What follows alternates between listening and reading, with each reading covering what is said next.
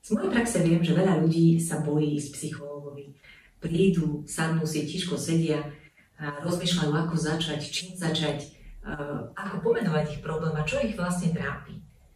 Vedzte, že naozaj s psychológmi vyžaduje určitú dávku odvahy, ale už ten prvý krok je skoro 50% úspechu.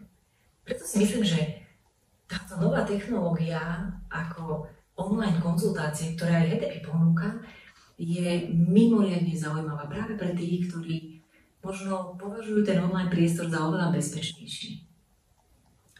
Som Martina Matušová a ak by som mala povedať niečo o sebe, tak vyštudovala som psychopatológiu práce v Paríži, ktorá sa zaoberá hlavne takými dnešnými problémami hektickej doby, unáhlenej, stres z práce, toxické vzťahy v práci. Ak by sme ešte mali nejako to uzavrieť, tak v rámci tohto nášho online priestoru sa budeme pýtať dve otázky. Prečo? Prečo sa mi tieto veci dejú? A ako môžem s týmto pracovať a ako môžem niečo zmeniť? Takže ja vám ďakujem veľmi pekne a teším sa na vás. Som tu pre vás.